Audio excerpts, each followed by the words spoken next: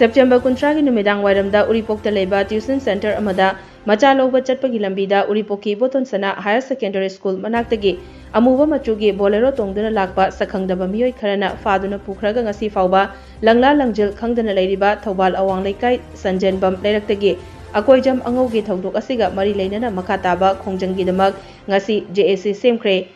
मफम खंगदन लेरिबा अकोइजम अंगौगी लंगला लंगजिल लाग्रिबा अक्टोबर 13 फावबगी मनुंगदा लेंगाकना पुथोकदबनी करिगुंबा पुथोकट्रबदि मथंगी नुमित अक्टोबर 13 तगी मणिपुरदा लेरिबा तोंगान तोंगानबा CSO सिंगी मतेंगा लोइनना मखल मखा कयागी खोंजंग चंगसिलगनी हाइना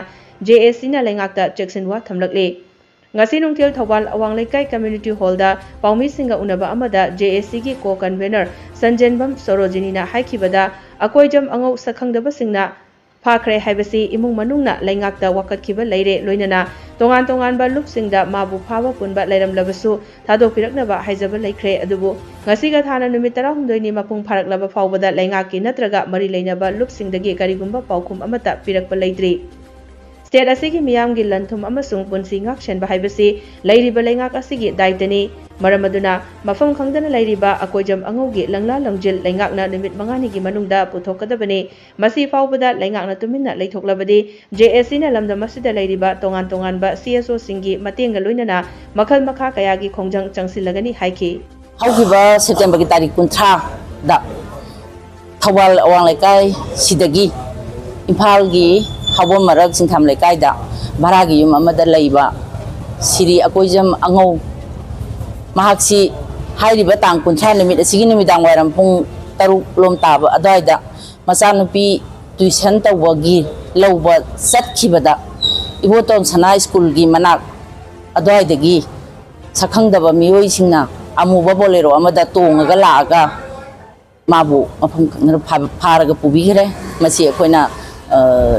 टीवी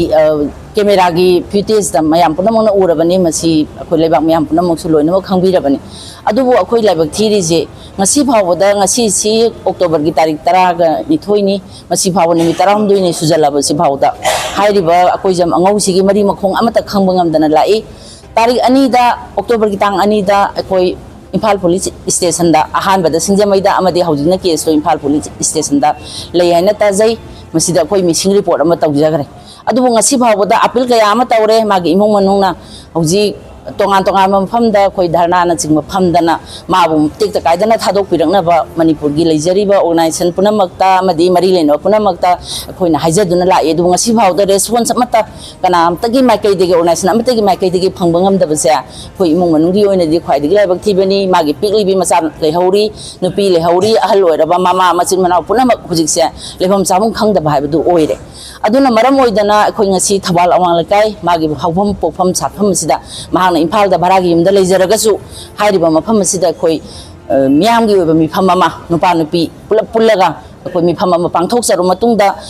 सिरी अखोइजम अंगौसिबु फंगनबा थीनबगिदमक अखोइ JAC अमा अखोइ सेमजरे JAC सि अखोइ ngasi तांग 10 गा निथोइ था 10 अदुगा 2024 सिदा सेम हौबा ngasi 12 नि सुबा मांगी निमिसे अदुना अखोइना अतोपा निमित मंगानी अमगा अखोइना मतम थाजरी हाइरिबा निमित मंगानी सिगी मनुंगदा मरी लेना पुनमकना माबु कनागुंबा ऑर्गेनाइजेशन सिंगना फाजन पुंजन बिबा लेरगसु मागी मरान करिनो टेक कायदना इमुंग मनुंगी अमदि लिकाइगी पुनमकी ओइना यंगबिरगा मिनुंसिगा लोइनना माबु थादोक पिरकना बखोइ अपील तौजरी लोइनना ngasi बावदा मांगरे हाइना अखोइना मिसिंग रिपोर्ट थाजराबा पेपर दा कयारक फोंजरगसु मणिपुर लेंगा के माइकैदिगी सिनी हाइबसु अखोइ करिगुंबा पाव अम बाबा अखोइ द फंगबंगमदे मरमदुना ngasi दि अखोइ JAC सेमबनिना मखा ताबा खोंजंग माबु फंगनबा थीनबगिदमा अखोइ अकनबा खोंजंग मियांग लोइनना अखोइ संगसनबगिदम JAC ना ngasi दि अखोइ सेम सारे मसिदा अखोइना तौगदबा थबकसी हाइरिबा अखोइना थाजरीबा निमित मंगानीगी मतमसिगी मनुंगदा सरकार दा सु अखोइ मेमोरेंडम पीदना थिबिनाबगी अकनबा वाफमदो अखोइ हाइजगनी तक्सिनजगनी लोइनना मणिपुर की लेरिबा ऑर्गेनाइजेशन पुनमकना थवानगी दनतना पुनमकनसु मतेंग पांगबियु अमदि माबु कनागुमना फाजन पुंजिनबिबु यावरगसु टेक्ता कायदना इमुंग मनुंगी यंगबिरगा थादोक पिरओ हाइबा अपील सिमसु तौजरी।